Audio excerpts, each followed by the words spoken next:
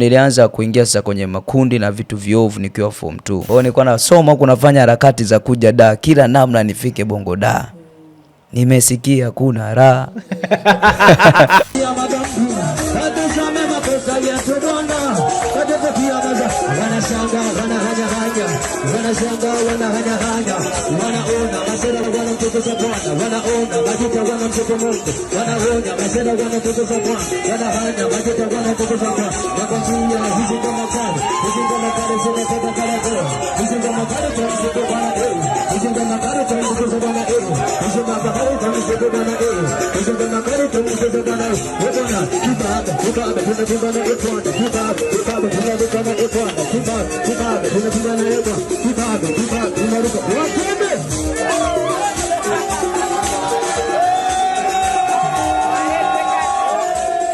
Kwa mzee nikatokea Mwanza tu da nina buku. Ulikula njiani nilikunywa Pepsi nilipofika Shinyanga.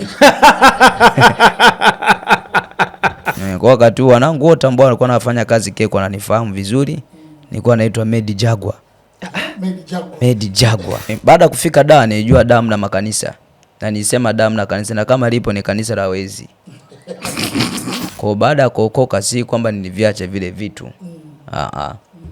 Fresh tu nilikuwa naenda naruka club Roho Mtakatifu ndio ikawa sumaku kuniachisha kila kitu. Wakati nasema nibadilishie kazi nikaonyeshwa maiki. Dogo tunaishi huku sasa. Hiyo ndio kazi.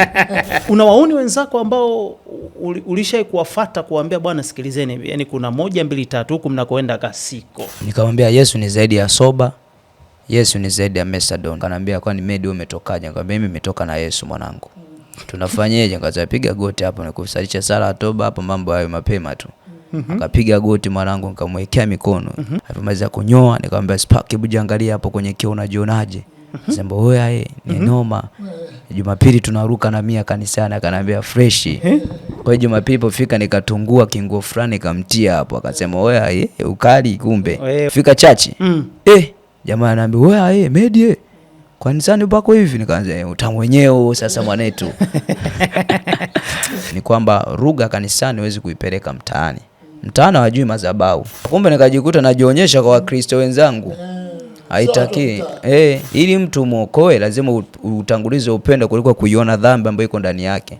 Sasa wengi tunaenda kuikemea dhambi atupeleke upendo. Na upendo una nguvu kuliko dhambi. Ambao nisikiliza mtumishi wa Mungu au mwinjilisti yote, uwapende watu. Usipeleke hukumu. Yesu akupeleka hukumu, alileta upendo wa Mungu. Wewe usijifanye kwamba una hasira kuliko Yesu mzee. Kwa akatuletea polisi. Sabati nzuri ni kwamba alipotuletea polisi, wakatukuta sisi tuko kwenye ile motion sasa ya kupiga neno. Bwana kumbe ametuletea sadaka. Polisi akatoa bahasha dogo chapa neno kasema imeisha. Polisi wamekubali. Tunaenda. Wewe vipi uokoka mapema? Pe Yesu maisha, acha kubishabisha. Pe Yesu maisha, yani kuhubiri hadi raha kwa sababu nahubiri kitu ambacho naishi. Ningekuwa sihubiri kitu ambacho naishi ni pepesi kunikamata. Mimi sio mhubiri nakwambia fuata maneno yangu na usifuate matendo yangu. Huyo sio mhubiri, ni mwongo, ni chungaji wa mshahara. Kondoo si mali yake.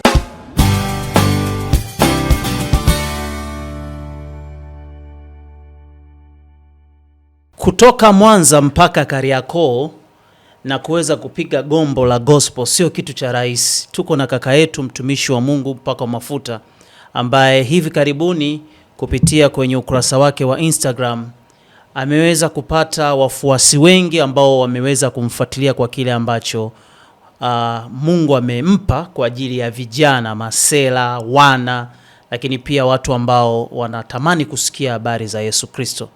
Karibu sana Evod, karibu sana Samson Sale. Asante. Ili ni kabrasha jipya kabisa tena. Tumeanza nalo katika huu msimu mwingine. Kaka kwema? Ya kwema kabisa. Uko vizuri? Ya Mungu ni mwema. Sam, kwa mfano ukipewa umtafsiri Evod kwa vile alivyo. Ukikutana naye hivyo kabla hajaanza kuzungumza unamsema ni kijana wa aina gani? Kama hajaanza kuzungumza. Mkimya. Hilo ndio la kwanza. Kila mara mkuta pale mkimya. Hapo unaanza kupotea. Mimi ningekutana naye ningesema ni mkimya lakini naona ndani kama kuna uuni fulani. Yani ninauona.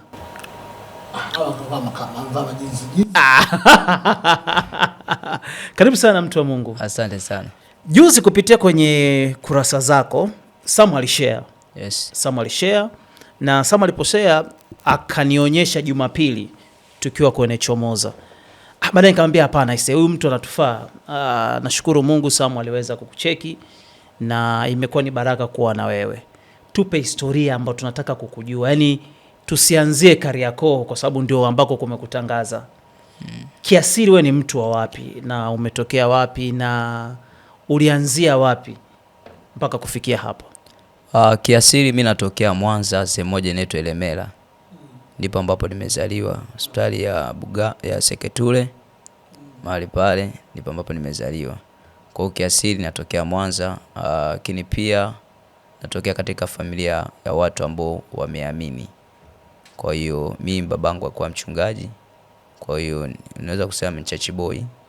Nilipokuwa nilikimbia nikawa church street.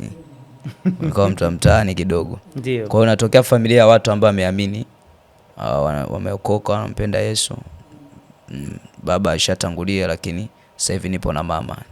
Mama yeye yupo Mwanza. Tumkumbushe Samu mtazamaji kabla ya kwenda mbele aangalie hiki ambacho tunakizungumza ambacho kimetokea Kariakoo, akiwa anahubiri, akiwa yeye, tukumbushe marafiki walikuwa wawili pale. Nilikuwa na Pastor Lucas. Pia nilikuwa na mtafasiri. Okay, kwa mlikuwa watatu. Yeah. Tutazame alafu tunarejea. Everybody Madison alipompokea Yesu. And this young man when he received Jesus Christ. Sasa ni mtoto wa Mungu. Now he's the son of God. Kila aliyempokea Yesu. Whoever who received Jesus. Ni mtoto wa Mungu. Is the children of God. Na Yesu. Hata pasta anayeongea hapa. Even the Jesus. Huyu jamaa alikuwa ni mwizi Tandale. Alikosa kuchoma na mapira. Hebu hapo shuhuda wako. Unajua watu wanaweza kuwa wanatuangalia hivi lakini hawajui. Mimi mwaka 2008 nitaka kupigwa moto pale Tandale Uzuri kwa sababu ya maisha ya wizi. Na rafiki yangu mmoja mpaka leo bado yuko jela, kafungwa maisha kwa sababu ya kazi ya wizi ambayo tulikuwa tunafanya naye. Lakini nataka niwaambie Yesu anaokoa. Mimi nimelala nje sana Kariakoo. Ndio maana unaweza kuwa mnaniona nahubiri sana pale Shimoni usiku. Usione nahubiri, mimi pale ni maskani. Mimi nimelelewa pale. Wale watu wamenipokea, wakina Ndau wale wamenipokea mjini hapa. Haya, tukianzia hapo sasa. Nyuma historia yako ikoje? Make kwenye hii video nasema wewe sikiliza wewe, mimi nilikuwa muuni. Yaani video zako nyingi unasema mimi nilikuwa msela. Mimi nilikuwa nishavuta bangi, nishavuta push, vitu vingi. Tuambie kwanza ukianzia ulianzia Mwanza au ulikuja tu huku Dar es Salaam? Okay, sawa. Maisha ya mtaani ya kutembea kuchochora kila pande na kila sehemu yalianzia Mwanza. Mimi nilikuwa mtundu sana kuanzia nipo shule ya msingi. Lakini ambacho kilikuwa kinanisaidia kidogo ni wazazi walikuwa ni waamini. Lakini pia bado hiyo haikusababisha kwamba nishindwe kuingia, yani si kigezo ambacho kinaweza kumfanya labda ibilisi asikupitishe katika mambo mabaya. Kwa hiyo nilianza kuwa mtu kuchukua kila tabia ya mtaani, kila kitu ambacho mtaani kipo ambacho kikifanya unaonekana ni msela, kifanya unaonekana ni baria, kifanya unaonekana sincera, mchizi boti, umeona yani wewe uko vizuri. Kwa kule ukiwa unafanya vitu kama hivyo kitaa unaonekana ndo uko fresh. Kwa hiyo nilianza kuingia sasa kwenye makundi na vitu viovu nikiwa form 2 kidato cha pili. Ndio nikaanza kuingia kwenye vitu viovu, uvutaji wa bangi, uvutaji wa sigara, kwenda klabu, kwenda kwenye makasino. Kwa hiyo nikaanza kuchochora kwenye mitaa nikiwa kidato cha pili. Kwa hiyo kachukua kama miaka kama 5 hivi nikiwa huko ndani kwenye ulaibu wa mambo kupita kila sehemu. Nilikuwa mdogo. Ya form 2 nilikuwa bado mdogo, lakini mambo ninayofanya ni mambo ya ajabu ambao ukiangalia umri na kile kinachotendeka ni vitu tofauti. Kwa hiyo kuhusiana na mambo maovu na mabaya, imekuwa mlaibu kwa ngazi kubwa kiasi chake. Club ulikuwa unakwenda? Ya club nilikuwa naenda. Na nilikuwa nikiingia club, kazi ilikuwa inaanza kwanza. Na nikiwa club mabodyguard walikuwa wanazuia kuingia kwa sababu nilikuwa mdogo. Kipindi hicho kwa mfupi sana. Kwa hiyo ndugu yangu ulikuwa zakayo sana? Nilikuwa mfupi sana. Okay. Ya. Kwa hiyo tulikuwa natumia konga hela ili niingie club kwa sababu nilikuwa napenda muziki na nilikuwa nikiingia mle ndani na wakalisha kwenye kucheza. Haiwezekani. Kwa hapo tunapozungumza ni dancer mmoja hatari sana. Ya, nilikuwa dancer mzuri sana. Okay. Nilikuwa dancer mzuri. Kwa nyakati za zamani kuna mashindano, kuna redio moja Mwanza inaitwa Jembe ni Jembe. Ndio. Walikuwa nafanya ma concert yao, matamasha maeneo ya Jembe. Jembe walikuwa na beach fulani hivi. Kwa kule nishoe kwenda kufanya tena maana tukaenda kufanya mashindano. Nilikuwa kama mshindi wa 3 hivi ya kucheza. Kipindi hicho nilikuwa nafanya kazi CB, chuo cha CB Mwanza, campus ya Mwanza. Kwa hiyo nilikuwa dancer hapa. Nilikuwa dancer zamani. Kwa nilikuwa nacheza kwa muziki. Mtoto mchungaji kakimbilia kuwa dancer wa kitaa. Hatari sana. Hatari sana. Kwa hiyo uovu nikaanza kufa. Kwa hiyo nilikuwa nalipa hela kuingia club. Kwa nikilipa hela nikiingia mle ndani ndo nakutana sasa, ukishacheza mtu anakubesi mitungi, unaingia smoking room unavuta vizuri, unatoka mle si wewe tena. Ni ibilisi anafanya kazi. Kwa hiyo pale unakuwa si wewe, unafanya kile ambacho ibilisi anakupelekesha. Kwa hiyo unamwakilisha vizuri ibilisi kwa kucheza na kwa kufanya mambo ya ajabu, kubambia makahaba hivyo, na kule hawaangalii udogo. Ubaya club ndio hawaangalii udogo. Ni hela yako. Au fujo zako. Ni fujo zako tu. Una bless mitungi. Say hatari sana. Yesu mwanaume. Hivyo nilikuwa ukakutana na Yesu. Kwanza kabla hapo umeenda haraka sana. Ulitokaje Mwanza sasa kuja Dar? Kutoka Mwanza kuja Dar kwanza ilikuwaje kwaje? Kulikuwa kama ajabu hivi. Nilipomaliza form 4 ni kwa sababu mzee alifariki nikiwa form 2, kwa usimamizi na hali ya kiuchumi ka drop kidogo nyumbani. Kwa nilipomaliza Dar kwanza ilikuwa ni my dream city. Baba alikuwa mchungaji wapi tukukatisha hapo? Baba alikuwa mchungaji FPST sehemu moja inaitwa Kaenze Kubwa kule Mwanza. Ukitoka Igombe sehemu kuna kijiji kinaitwa Kaenze Kubwa. Ya, kwa alikuwa ni mchungaji kule, alikuwa anachunga kanisa FPST. Isaac unafahamu huko alikuwa na city ilikuwa Dar. Ya. Dar nimeanza kuiota nikiwa bado la 4. Na kilichokuwa kinanichanganya ni zile movies za kina Dube. Kina Dude zile za wizi Bongo Dar es Salaam. Lile mtu limeshika mtutu, najua ni askari kweli yupo. Nikifika Dar utamkuta yule askari yule. Na ukienda kule feri kuna kile kimnara. Kile kijengo fulani nikajua kile ni bonge la ni gorofa refu sana. Kwa natoka Mwanza na waza nikaliangalia ile gorofa lile. Maisha uswahilini ndo usiseme. Nikasema da, nitafika kweli, nitafika da. Ipo siku nitaenda. Kwa hiyo nilikuwa nasoma huko nafanya harakati za kuja da, kila namna nifike Bongo da. Nimesikia kuna raha. Nipe ndugu yangu. Hatari sana. Kwa hiyo kwa hivyo, kwa hiyo nilikuwa pia sehemu nyingine ambayo kwa nivutia ni Kariakoo. Kwa hiyo nimeanza kuhubiri Kariakoo, pia nilikuwa napenda Kariakoo hata kabla ya kufika Dar. Kariakoo nilikuwa nafikia nitafikaje kule, niangalie wanauziwaje watu sabuni baada ya simu.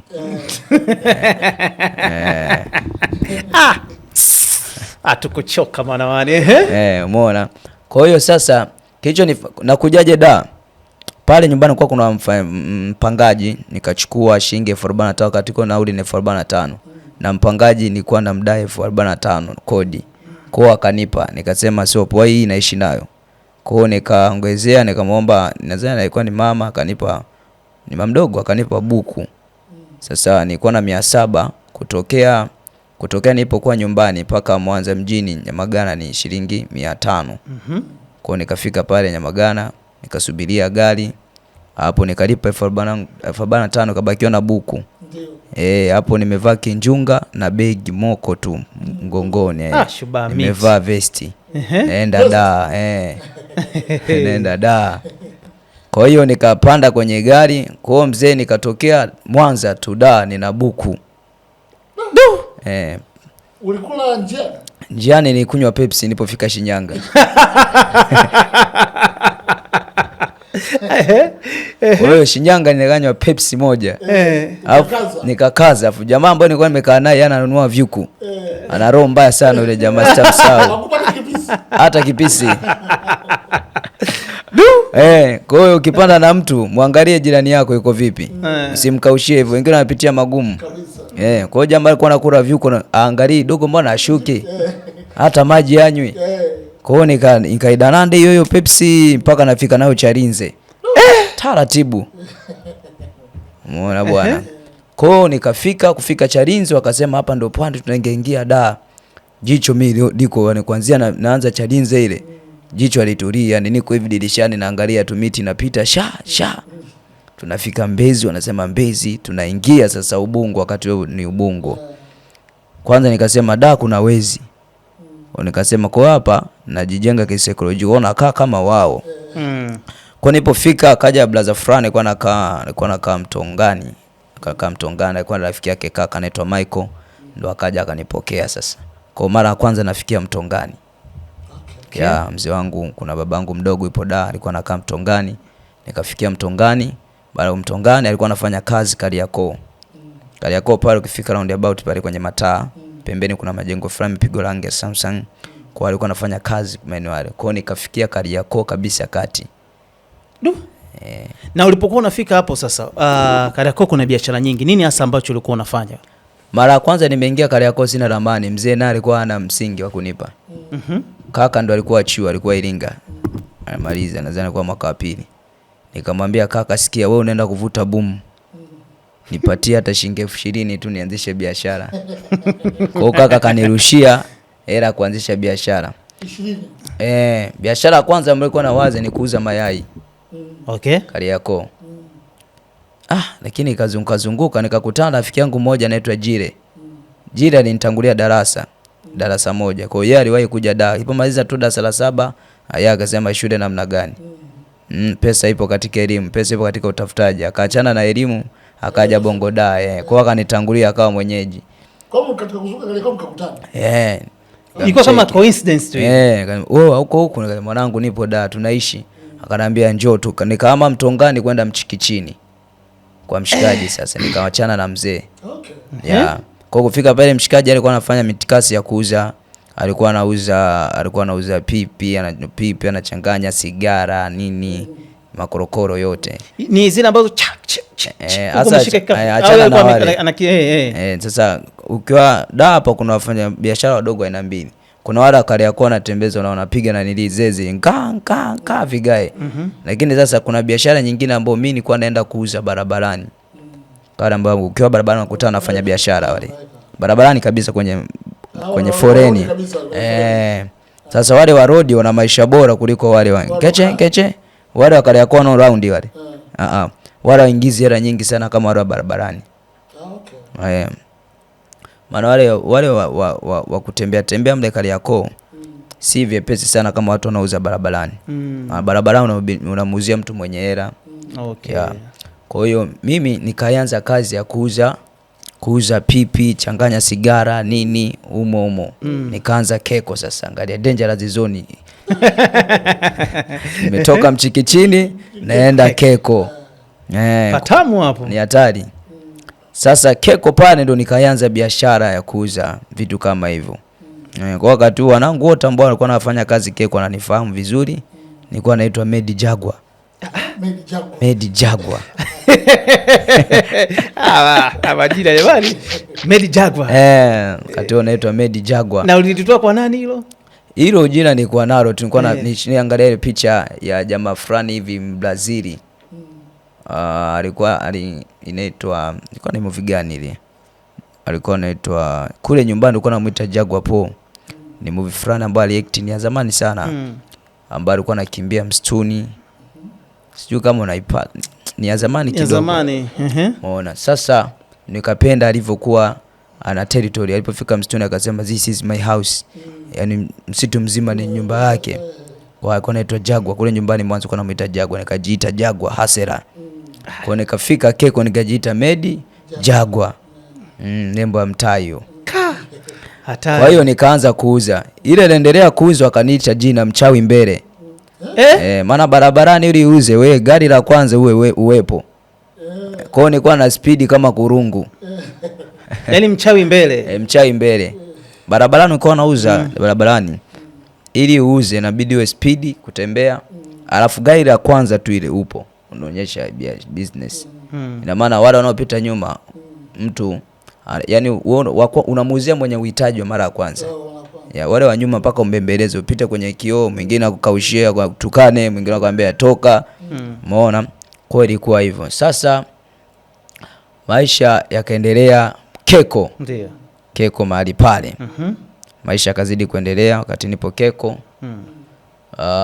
Nikaendelea biashara ya kuuza sigara nini. Sasa kwenye magari wakawa wananifahamu. Kwa hiyo ilikuwa traffic ya kivuta umechukua labda umeita embasi. Dogo niwashe embasi. Nikaona unachelewa kuiwacha na kwambia ilete. Kwa hiyo ni kiberiti kimoja nta na kupatia nduki. Kwa hiyo ilikuwa ni kuwashiwa tu. Dogo ni gay embasi na kuwashia. Wavuta sigara wana upendo sana. Kosa vyote, lakini mdomo kwa navuta sigara naelewa mdomo. Filter hizi zaga zinakuwa nyeusi kama unavuta sana sigara. Kwa akikona anajua chama ni kimoja. Atavuta kile kigiriba cha mwisho anafanya ni hivi tu. Shughuli imeisha. Ukishafanya hivi tu. Anaelewa. Huo ni mwendelezo. Ulianzaje sasa kwa hiyo ulianza kwa style hiyo? Ulianzaje sasa kuingia sasa mpaka kuanza kuvuta bangi na vitu vingine? Ile nilianzia shuleni. Mwanza. Mwanza ndio form 2 ndio nilianza kuvuta sigara, bangi. Kwa mpaka unakuja da ulikuwa ushavijua tayari. Nishakuwa mafundi kabisa. Najua kunyonga lizi la kufanyeje, kuchambua mapushabu, kila kitu. Maona na kuitengeneza vizuri. Maana mvutaji lazima ujue kuinyonga. Kwa hiyo nilikuwa najua kuchambua, kufanyeje. Ulikuwa unapata hela kipindi hicho ukiwa hapo Keko? Keko nilikuwa naingiza hela. Na ulikuwa unafanya nini hiyo hela? Hela kwenye mahesabu kwanza nilipanga. Nilipanga mchikichini. Sawa. Maona tukapishana, mshikaji wangu alinisaidia lakini nikakoma nikapanga. Kwa hiyo nikaanza hiyo biashara. Nilipomaliza hiyo biashara nikaona kama haitoki vizuri, nikapenda biashara ya clips. Kwa hiyo nikajikusanya nikapata msingi, nikanunua kila kifaa cha clips. Kwa hiyo nikawa na kiwanda kadogo pale mchikichini nikakutengeneza clips. Sasa clips ndio biashara ilinitoa mjini, ilikuwa na hela. Kwa clips wakati ule nikakimbiza sana, ikanipatia hela maisha. Yaani kwa ufupi kaera kalikuwa kanaingia. Kwa ina maana pa mjini hesabu ni akili tu Yaani tukiacha katika hayo yote. Yaani kwamba kuna vijana ambao tunaona hawataki kufanya kazi, wanang'ang'ania tu kukaa pembezoni kwenye vijiwe. Kwa kumbe kuna biashara ambayo unaweza ukafanya tu na ukaishi. Da msingi usiwe na aibu tu. Bas. Mengine yote ukiwa na aibu upate hela da. Umesikia Evans wewe? Aibu na hela da havina uhusiano. Havina uhusiano kabisa. Ukiwa na aibu umekufa njaa. Okay. Kwa baada ya hapo sasa tuendelee. Ukafanya clips lakini kumbuka wakati huo bado wewe ni muuni, kumbuka. Sasa hapo ndo umni ukachanganya, maka hela sinaingia. Kwa hiyo nilipoingia kwenye clips, kwa sababu fedha nilikuwa naipata kwenye clips kwa wiki, nilikuwa naweza kukamata kwa mfano 50,000. Faida. Na hiyo ni ndogo. Kwa mfano nimepiga miogo mizuri, kwa mfano kwenye clips unaweza kununua muogo wa shilingi 10,000 kwa kupa faida 40,000. Kwa hiyo nilikuwa nauza na nafunga mzigo kwamba packed kama 150, 150. Msingi wake ni 40,000. Kwa hiyo raki ni 10,000 iko mfukoni. Na nilikuwa nauza speed, siku 3 nimemaliza packed zote. Na kwa siku nilikuwa nakula 7,000. Kwa hiyo kibunda nilikuwa nacho mfukoni. Kwa hiyo karaki kakibaki na kuanywa 40,000 naenda Kimboka, 40,000 nitaenda Maisha Club. 40,000 nikiingia club nachukua vizuri, savana hizo zinauzwa bei chetu. Kuona vimba. Mtoto mchungaji. Hatari. Hapo kumbuka mama haelewi chochote kinachoendelea. Mama haelewi chochote. Ndugu hawaelewi chochote. Hawaelewi. Wanajua tu kama bana Evod yuko da anatafuta. Lakini mama alikuwa shajua kama ni muuni kwanza nikiwa nyumbani. Maana nilikuwa nikirudi kutoka club saa 9 na mgongea. Mama ananifungulia mlango, ananiangalia tu. Ananiambia mtumishi wa Bwana nenda kalali. Kwa mtumishi wa Bwana nenda kalali. Au kukatia tamaa? Mama kunikatia tamaa. Alikuwa ananiambia sana. Kwa hiyo mama alijua mtoto huyu kazi ninayo. Na muda huo alikuwa kwenye mpito. Mama aliniombea sana. Sana. Okay. Tuanzie sasa hapo. Baada ya hivyo vote, nani alikuhubiria swali ambalo aliuliza Sam tukawa tumelikatisha pale? Ulipataje wokovu? Okay, sawa. Baada hivyo vitu vyote, kwanza baada kufika da nilijua damu na makanisa. Na nilisema damu na kanisa, na kama lipo ni kanisa la Wezi. Hebu tutakupiga unajua wewe. Yaani ukanywa nini da? Kama kuna kanisa la wezi. Makanisa matapeli. Kwa mlango wa kanisani nilifunga kabisa kuingia da. Kwani nikasema unapata wapi muda wa kusali da? Unapataje muda wa kusali? Kwenda kusali. Kwa hiyo unaona kama wanapigwa tu yani. Yaani kwanza huo muda wa kutafuta kwenda ibadani. Kwa ule muda ndio nilikuwa nashindwa. Unapataje muda da kwenda kuabudu? Maana kumbe nilikuwa nimefungwa tu, nilikuwa sielewi kwamba kuna watu wameokoka na wanampenda Mungu vizuri da. Kwa hiyo wakati nipo Mchikichini naendelea na shughuli zangu za kuuza clips, ndo akaja jamaa wangu anaitwa Lucas, mwinjilisti Lucas au Pastor Esedin, akaja kupanga sehemu ambapo na mimi nilikuwa nimepanga. Mchikichini hapo. Maisha Mchikichini nakumbuka mimi kwa sababu nilikuwa nakaa Ilala na yajua alivyo yani. Vyumba vile ni vishingi. Kwa 10,000, sio 15,000, 20,000. Kwa kipindi hicho. Kwa sasa hivi vyumba vimepanda bei kidogo. Kwa chumba cha mara mwisho ambacho nilikuwa napanga ni 40,000. 40,000. Yeah. Okay, tuendelee. Kwa hiyo akaja mahali pale ambapo nilikuwa nimekaa, naye akapanga hiyo sehemu na akawa anafanya sasa zile ruti za kwenda ibadani na kurudi. Kwa mimi kawa nachukulia tu poa. Jamaa kaenda kuoa, alivyorudi mke wake sasa ndo akawa ananiambia, "Medi, twende kanisani." Twende kanisani. Twende kanisani Medi. Mpaka sema asikana anaita Medi, anijui kama Evodi. Twende kanisani kwa sema siku moja huyu naye shemu jao kweli yani. Nikamkubalia tu kishingo upande, Jumapili tutaenda. Baada ya kukusumbua sana nikamuuliza kwanza kuna muziki? Swali la kwanza. Kama hamna muziki umenikosa, kuna muziki kanisani? Ndio. Kuna drum? Kanaambia drum zipo, muziki wa kutosha. Nikasema twenzetu. Kufika kanisani tu siku ya kwanza nikaona kweli muziki umefunga pale kanisani, mzee Cheo amejitahidi kwenye sound iko vizuri. Kwa hiyo pale nikavutiwa kubaki kanisani. Nimefika tu hivi kanisani siku ya kwanza, mzee akaniita. Siku ile kwanza? Ya Pastor Cheo akaniambia, "Kijana, nimependa style yako ya nywele." Ilikuwaje kwani? Nywele zangu zilikuwa ni nyingi kubwa sana tofauti na sasa hivi, nipunguza kidogo. Kwa hiyo ilikuwa ni nyingi afu nimezitunza vizuri sana. Kwa hiyo akapenda. Ni nyingi sana, nilikuwa na uwezo wa kuzifunga hivi. Okay. Kwa hiyo akazipenda zile nywele, akaniambia, "Da, nywele yako nzuri." Kumbe ananiwekea ukaribu. Kwa pale akaniambia, "Vipi unataka kuokoka?" Nikasema naokoka. Mzee akanisalisha sala ya toba. Kwa baada ya kuokoka si kwamba niliviacha vile vitu. Fresh tu nilikuwa naenda naruka club kila sehemu. Lakini siku moja nakumbuka walikuja NSS pale kanisani.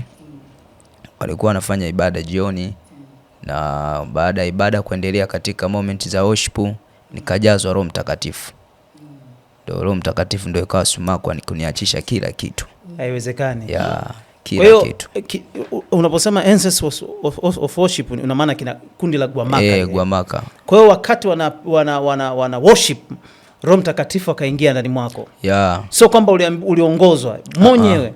Mwenyewe. Nipigwe counter moja hiyo sitaisahau. Nikagaragara sana chini. Nilijaa roho sana hiyo siku. Sana. Kwa hiyo kuanzia sasa hapo nikawa ni crazy wa muziki wa Kristo sasa. Kwa hiyo nilikuwa najiachia. Sasa ile kujiachia ndio ikafungua vitu vingi ndani yangu. Okay. Okay. Kwa hiyo gospel Kariakoo ilikujaje? Kariakoo ilikujaje? Kwanza Kariakoo gospel ilikuja. Cha kwanza ni karibu na kanisani. Mnazi mmoja tu Kariakoo ni karibu. Alafu kitu cha pili, jamaa mbali nihubiria injili ambao tulikuwa nakaa naye nyumbani. Mitikasi yake ilikuwa ni ya gospel street na yeye.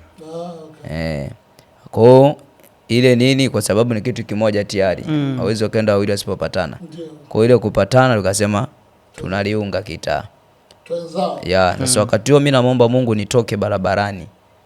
Kwa sababu barabarani kuna changamoto nyingi wakati nafanya kazi za barabarani. Changamoto nyingi. Pale unakutana na watu wa ovyo, maisha ya road si mazuri. Kutana na watu wamevaa vibaya kwenye magari. Unabidi wauzie clips. Wengine wanakujibu kwa lugha wanazohitaji. Kwa yale maisha nikakataa, nikasema Yesu, sasa nimeokoka, nibadilishie kazi. Sasa ile kusema nibadilishie kazi nimejikosea mzee. Wakati nasema nibadilishie kazi nikaonyeshwa maiki. Sasa dogo tunaishi huku sasa. Hiyo ndo kazi. Kwa hiyo nikamwambia Kristo akaniambia kazi nayokupa ni hii mzee. Chochora mtaani. Kwa tafuta warangada waliochakaa, walioshindikana, waliokubuu. Waambie nawapenda hao. Kwa hiyo Kristo akanibadilishia kazi kutoka Crips hadi kuwa mhubiri. Ukaanza sasa kuhubiri. Yani stand yako ya kwanza kabisa ukiwa peke yako ulianza kupata experience kwa Pastor Carlos Lucas sorry. Yes. Ulianzaje kutoka sasa kumwacha Lucas na unakumbuka lini ulianza kuhubiri peke yako? Kuhubiri peke yangu kulianza wakati Lucas anaenda chuo. Jamari alikuwa anaenda chuo cha Bible Mtama maeneo ya Lindi. Ndio. Sasa ile ameniacha nikawa Mani Aaron peke yangu. Speaker ipo. Mic ipo. Lucas hayupo. Nikapiga hesabu nirudi kwenye Crips. Hapo nitakuwa namrudisha tena Kristo nyuma. Nikasema hata mbele kwa mbele mzee kinawaka. Ndio. Kwa ile nimeingia kitaa mwenyewe nabeba speaker mwenyewe begani. Nakubali naishi nao Kariakoo. Kwa hiyo nilikuwa nachukua uzoefu hivyo na ubiri. Lakini baadaye kanisaidia nikaenda chuo cha uinjilisti Lindi. Na kinaitwa Gate, chuo kizuri cha TAG. Ndio. Kule ndo nikafundishwa na walimu wazuri wa SOS. Nilipata bahati chuo ndio nafunguliwa mimi nilikuwa kama limbuko nilikuwa na wanafunzi wa kwanza. Kwa akaja SOS hao ambao SOS Adventure ambao yupo Amliza Amliza. Wakatupiga coach pale ya miezi 4. Kumbe Johannes sasa ameshapiga kule Lindi. Huku Iringa anachochao. Okay. Kwa pale wakatubrush miezi 4. Wakatufundisha kuhusiana na City Gospel. Nikasema yes.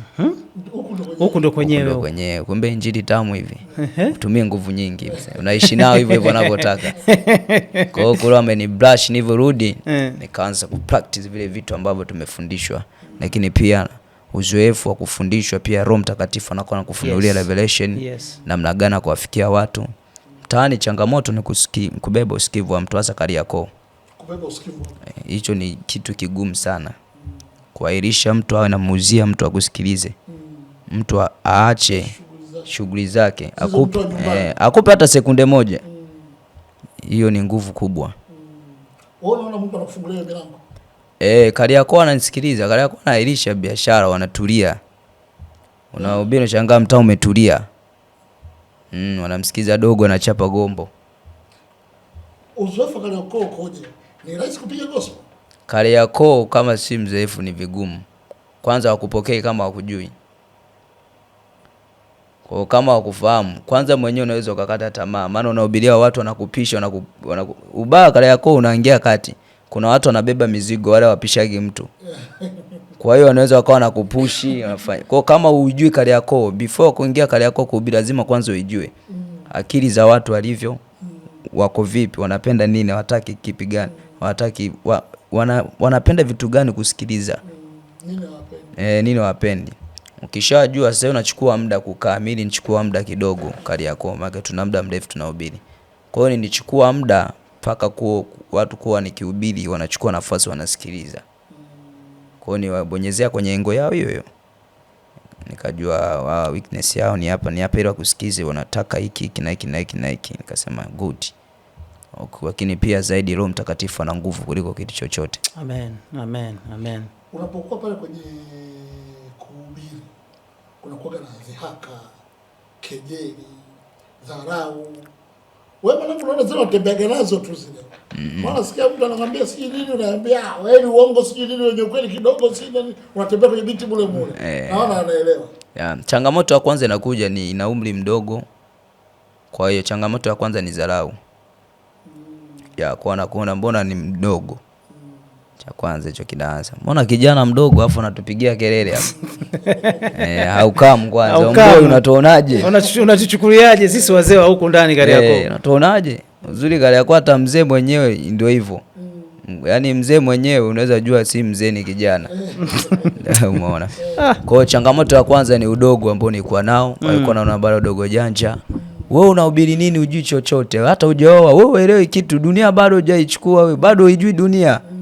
hawajui kwa tumepitisha sehemu ambazo ni hatari, lakini Mungu ametuvusha. Kwa hiyo changamoto ya kwanza ilikuwa ni udogo, watu wanadharau. Lakini ni hicho kitu nampenda sana Kristo alikiondoa ndani yangu. Kwa hiyo nikifika ni mdogo, lakini kishusha nondo. Unasema zimetoka udogo janja au ni mwingine. Mbona appearance yake na anavyohubiri tofauti? Kwa sababu mimi ukikutana na mimi mtaani unaweza jua ni muuni. Huwezi jua kama nimeokoka mimi. Kutana na mimi kitaa, ninavyovaa na fafanyeje kama wao. Kwa hiyo ni vigumu sana kunielewa. Mpaka nikianza kuongea ndio utajua huyu jamaa au huyu jamaa kaokoka au. Ya hiyo changamoto ilinipata wakati nilikuwa naenda kulikuwa ni concert moja Dodoma ya Wainjilisti. Kufika pale akataka kunisajisha sala ya toba bwana. Kanaambia wewe mbona muuni. Ukafanyaje sasa? Bwana. Subiri tufike. Ikaanza subiri tufike. Ndio mtajua kama mimi ni muuni au mimi nani. Ndio sasa ndo anaanza kukubaliana na mimi kwamba mimi nikimuona hivi. Wewe umemwona mpole, ila mimi alivyokuwa amekaa pale nilikuwa naona kabisa uuni huu hapa. Lakini Yesu amefanyaje? Amebadilisha.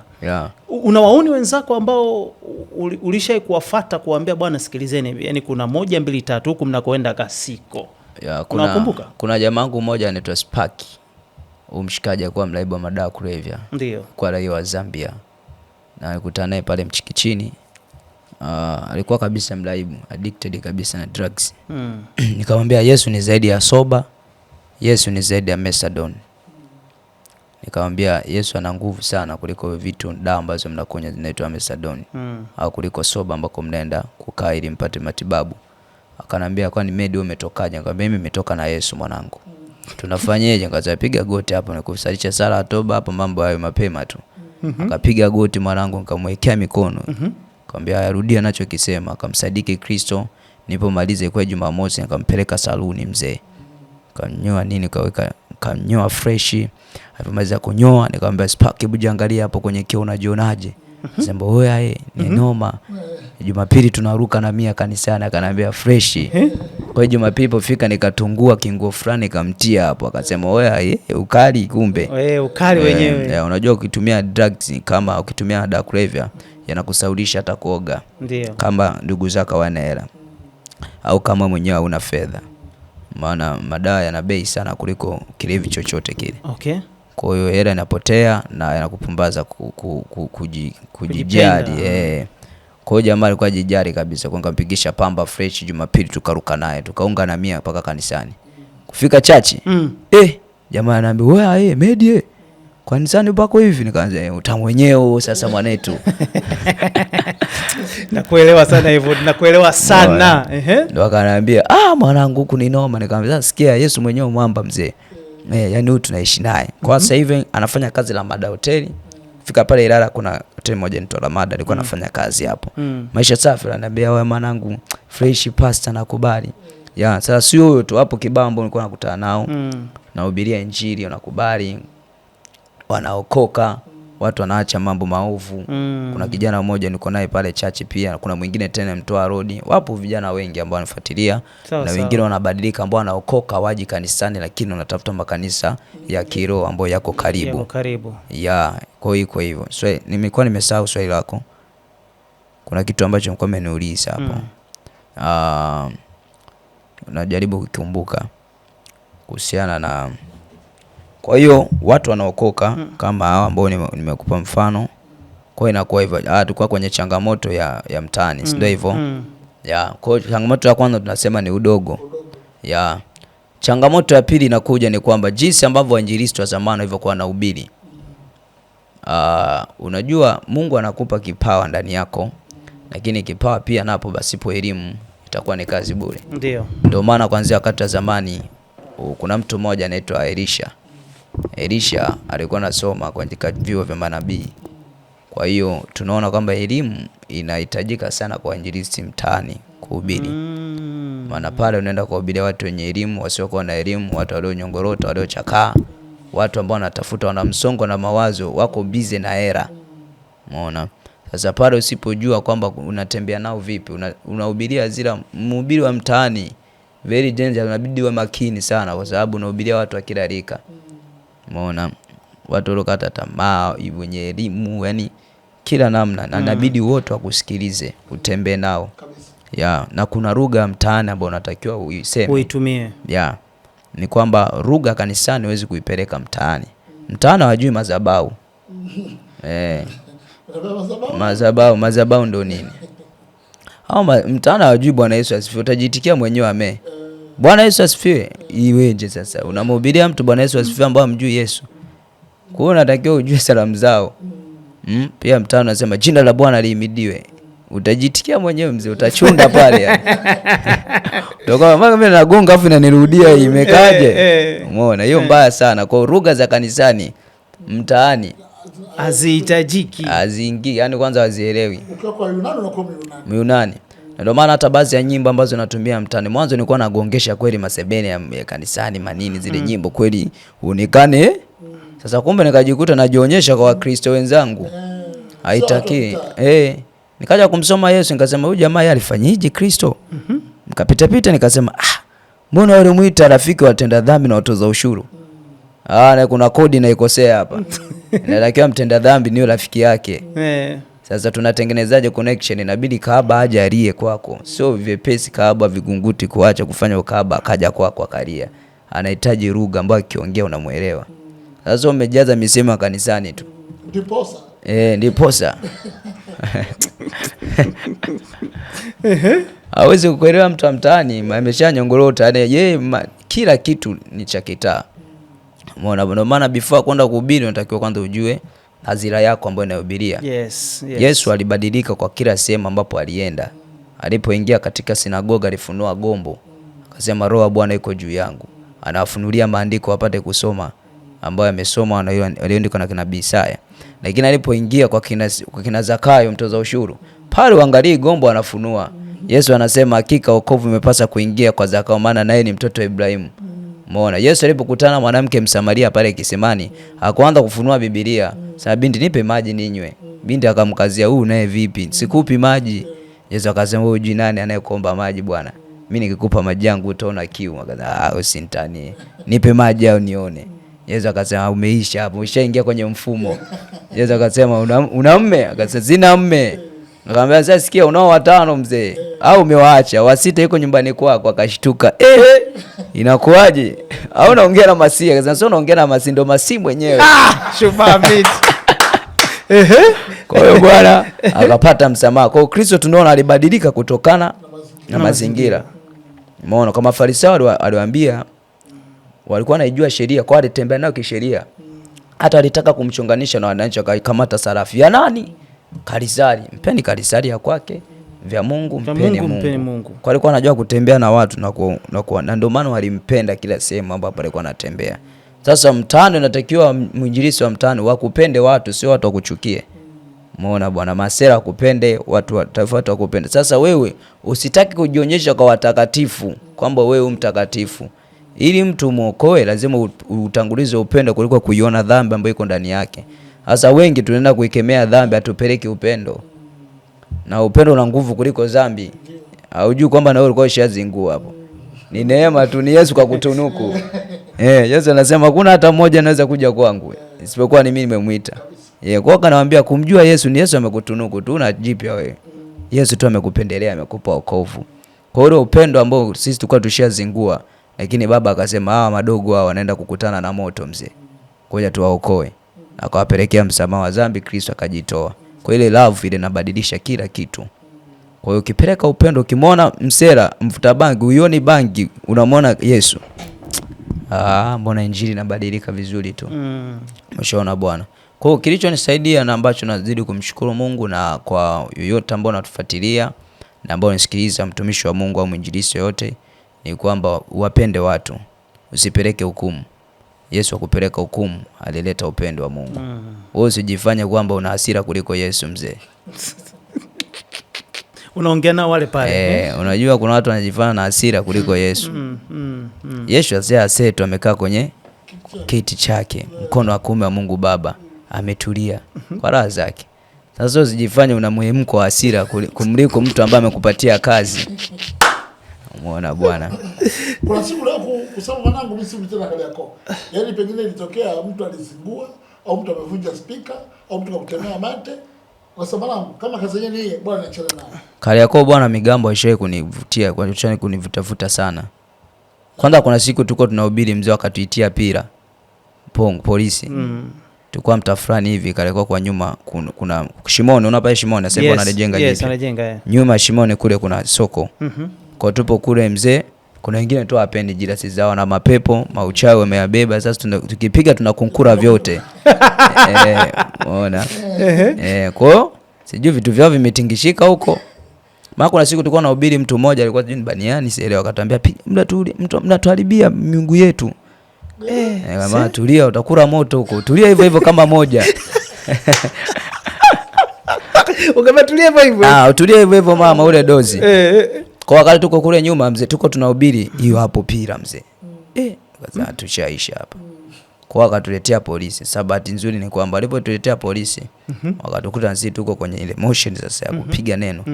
Bwana kumbe ametuletea sadaka. Polisi akatoa bahasha dogo, chapa neno, kasema imeisha. Polisi wamekubali. Tunaenda. Kwa hiyo tukazidi kuhubiri, lakini pia kuna siku tena waliniita kwenye ofisi za mtaa. Kaniambia sawa, unahubiri iko hivi na kwa hiyo. Kwa changamoto zinakuwa ni hivyo, kuna wengine wapendi. Lakini changamoto zingine ni hizo za kubuguziwa, kusukumiwa. Wakati naanza nilikuwa nasukumiwa sana speaker, toka hapa unaleta gundu. Hizo unakutana nazo. Wameshaanza kelele zao, mnaleta gundu tu hapa tuuzi. Muona wanasema mnatia kelele. Muona vitu kama hivyo, kwa kusukuma hivyo. Lakini yote kwa yote Mungu anakuwa anatusaidia. Mungu anakuwa anatusaidia vizuri kabisa. Sasa ukitia speaker vipi? Unyama. Vinaenda. Hawapingi sasa hivi. Na singeli ulioingizia ile? Hiyo ndio nimemaliza mzee. Rafiki wa Masera, mchungaji wa wahuni, mchungaji wa masinsera. Nikitia kwamba mwanetu tunaita hizo. Waite watoto wa Wanyamwezi, watoto wa Kongo, watoto wa Raha, watoto wa sehemu hiyo. Tunawaita waje kwa Yesu. Mchaka mwanangu, tia mguu, tia. We mwanangu, tia. We twende kwa Yesu. We tia. We mwanangu, Sera nakuita, Yesu anakutamani. Watu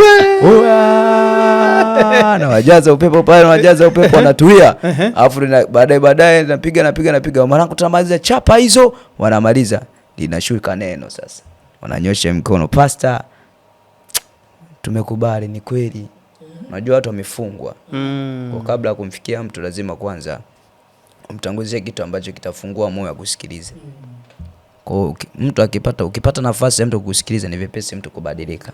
Lakini akifunga masikio, hata ubiri vipi mzee, inagonga inarudi. Kwa cha kwanza kuteka attention ya watu wakusikilize. Hakuna mtu ambaye ampendi Mungu. Na hiyo ndo anatembea nayo. Popote pale duniani hakuna mtu ambaye ampendi Mungu. Kwa sababu sisi tumeumbwa kwa mfano wa Mungu, kila mwanadamu ndani yetu tuna chembe za kumsikiliza Mungu. Ipo. Yaani kwa mtu yoyote ile asili ya Mungu ipo. Kwa mle ndani unapohubiri, tambua kuwa kila mtu ni mtu wa Mungu na kila mtu anatakiwa asikilize neno. Afu Yesu anasema hii ni habari njema. Habari njema haijawahi kuwa mbaya kwa mtu yoyote. Uone ukoro habari njema anaikataa, umeipeleka vibaya. Habari ina tatizo. Una tatizo wewe, sio wale. Tatizo litakuwa kwako, sio wale. Kwa habari njema haga ikataliwi, na hata kama akikataa ukirudi tena na ikubali. Jamaa Paulo kipindi anafika sehemu, amefika sehemu anauza masanamu ya kutosha mzee. Kufika pale kagonga gombo, wala uza sanamu akastopisha. Makontaa kwenye ule mji wakajua hapa wakimsikiza Paulo tutakosa fedha. Kwa wakaleta chokochoko, wakamshushia mkongoto Paulo paka kazima. Wakajua amemuua, wakamburuta paka nje ya mji. Paulo nguvu za Mungu zikamnyanyua tena akawarudia. Mara pili anarudia anamsikiliza. Kwa hiyo ni namna tu kuwakilisha, usimkate tamaa mtu. Japo matumani katika mti uliokatwa, ujaposikia harufu ya maji, utachipuka upya. Evod, una vision yako ni wapi sasa? Maana ndio tunaona Kariakoo umeshafikia watu kadhaa, vijana. Unawaza nini? Okay, sawa. Kitabu cha Mathayo kinasema kwamba ni sharti injili hubiriwe dunia nzima. Matendo ya Mitume 1:8 nasema nanyi mtakuwa mashahidi wangu kuanzia Yerusalemu, Samaria, Judea mpaka miisho ya nchi. Tumeanzia Kariakoo. Kariakoo ni Yerusalemu kwangu mimi. Kwa hiyo tuna kipengele cha kwenda Samaria, kwenda Yudea mpaka miisho ya nchi. Umeona? Kwa hiyo target yangu ni ipi? Au maono yangu ni yapi? Maono yangu ni kuwafikia watu dunia nzima. Amen. Ili wasikie neno. Nilikuwa napitia kwenye baadhi ya takwimu. Ndio. Dunia nadhani kama sitakosea itakuwa ni takwimu za miaka nyuma kidogo. Ndio. Nilikuwa nasoma dunia nzima watu wako kama bilioni 7 hivyo 8. Ilikuwa ni 8 nahisi. Watu wako bilioni 8. Nikapiga hesabu Wakristo ni wangapi? Wakristo wako bilioni 2. Kwa hiyo tuna kipengele cha bilioni 5 dunia nzima. Hao Wakristo ni kunkura yoyote anaitwa Mkristo. Unene kwa rugo sinene Mkristo yoyote yuko watu bilioni 2. Sasa nikapiga hesabu ili tuwafikie watu wote na dunia nzima itapakayo Kristo, inatakiwa tufanyeje? Hesabu ambazo zikaja kufanya, takwimu ambayo nichukua ni kwamba wamebaki watu bilioni 5. Hao watu bilioni 2 ambao ni wa Kristo, ili tuwafikie watu bilioni 5 na Ukristo wenyewe, tunatakiwa kila Mkristo ahubirie watu 3 tu. Tutakuwa tumemaliza. Kila Mkristo mmoja ahubirie watu 3 tu. Shughuli imeisha. Imeisha, dunia nzima Yesu kaenea. Au kama hivyo wahubiri sasa kama mimi. Wahubirie watu 26. Tupate wahubiri kama milioni 23 hivi. Wahubirie watu 26. Tunakuwa tumemaliza. Wote. Tanzania tuko watu kama wangapi hivi? Tuko kama milioni 30 na kitu, ndio hivyo. Sasa ukipiga hesabu takwimu wa Kristo ni si kwamba kwa kiasi chake kikubwa, kuna sehemu ambapo hatujafika. Kwa kama tukitembea na takwimu kila mtu ahubiri watu 3. Tanzania ambapo tumekanyaga yote. Sawa. Chap sana tushaeneza Ukristo na watu wameshamwamini Yesu. Kwa target yangu ni kufikia watu wengi. Yesu anasema mavuno ni mengi, watenda kazi ni wachache. Watu wakikutaka kwenda kupiga gospel Serengeti, Tandahimba, Peramiho, fresh. Yesu ashasema popote pale mtakapotia unyayo nimewapa kumiliki na kutawala. Hakuna mkate mgumu mbele ya chai mwamba. Kiuchovya tu kinyanyua umelainika. Kwa hakuna sehemu ngumu. Kwa hiyo unaweza kutoa mawasiliano yako, you are willing kuyatoa kwa ajili ya watu, kwa sababu inawezekana kuna watu wanataka uende Mwanza, wanataka uende Mbeya. Support, kuna watu wanataka kukusupport. Okay, kwanza hapo kuna watu ambao wanakusupport. Inawezekana usiwataje jina, lakini mmoja wapo ambao wanaguswa na kununulia, au wapo ambao wanatuma sadaka kwako kama sehemu ya kusupport unachokifanya. Wapo watu ambao wanathamini sana neno. Ndio. Pia hapa nawashukuru. Kuna watu ambao wanathamini neno. Unajua si wote ambao Mungu amewapa kipawa hiki ambacho kiko ndani yangu, si wote. Kwa hiyo Mungu kuna watu ambao wanatumia fedha zao, mali zao kwa ajili ya kupeleka injili. Kipindi Paulo anahubiri alikuwa anashukuru makanisa yale ambayo alikuwa anamwezesha katika ruti zake. Ndio. Kwa hiyo kuna watu ambao wanabarikiwa na neno, lakini namna sasa kuwafikia watu wanashindwa. Kwa hiyo kuna watu ambao wanasupport kazi yangu, baadhi ya watu Mungu anakuwa anainua kwa mtu ambaye anaguswa, anaulizia una shida gani, changamoto iko vipi, tunafanyaje ili watu waenee. Kwa hiyo wanakuwa na fix baadhi ya vitu ambavyo natamani kufikia. Kwa hiyo watu Mungu anakuwa ananyanyua watu, na zaidi ya yote kama utahitaji kuhusika katika huduma hii, baadaye nitaenda kutoa mawasiliano. Toa sasa hivi yani muda ndio. Tutatoa mawasiliano kwamba utahitaji kusupport kazi ya injili mtaani. Tunahitaji Biblia, kuna tracts kwa wale ambao wameokoka, lakini pia kuna watu wenye mahitaji. Unajua tunahubiria watu, mtu akishaokoka si kwamba mahitaji yake yale yanaondoka. Kuna mahitaji ya kimwili mtu anahitaji. Lakini pia kuna mahitaji ya mtu, kuna madarasa ambayo natakiwa tuwapatie wangofu wapya, kuwafuatilia. Unajua kazi sio kuokoka, kazi ni kumfanya mtu kuwa mwanafunzi. Kuwa mwanafunzi ndio inahitaji gharama.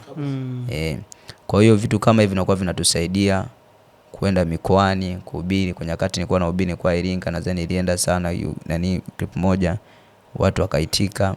Kwa wale watu ambao tumewaacha inahitaji ufuatiliaji. Na ufuatiliaji hapo ni maokoto ndo anahusika hapa. Kabisa.